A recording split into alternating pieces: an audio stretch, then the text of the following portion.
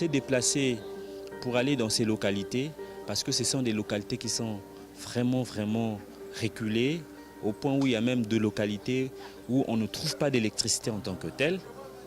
Et donc, dans ces localités-là, nous avons avec nous notre échographe, nous avons avec nous un groupe électrogène que nous utilisons pour aller réaliser des échographies dans ces localités-là. Dans les quelques localités que nous avons pu couvrir, on a réalisé environ 476 échographies. Et dans ces 476, on a pu réaliser 321 échographies obstétricales et 155 échographies pelviennes. C'est l'occasion ou jamais. Pour ces populations-là, il y a parmi eux, notamment les femmes qui n'ont jamais vu d'échographe, chez qui on n'a jamais réalisé des échographies.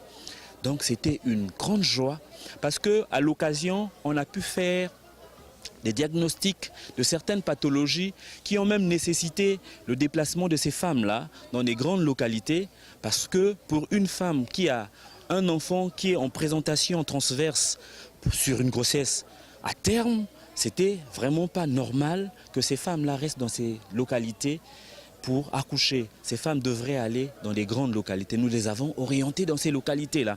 Donc c'était vraiment important pour nous de réaliser cette activité.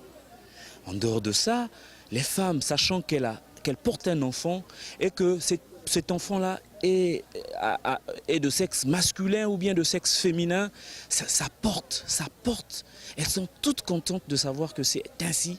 Et donc, pour ce faire, pour nous, c'est une grande joie. C'est vrai que c'est une mission humanitaire, mais c'est pour nous aussi l'occasion ou jamais de découvrir ces localités-là qui sont dans... et avoir la réalité de ce qui se fait là-bas.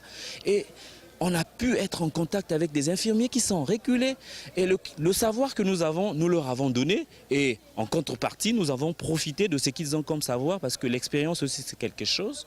Et voilà, ça a été pour nous une occasion vraiment correcte et bien.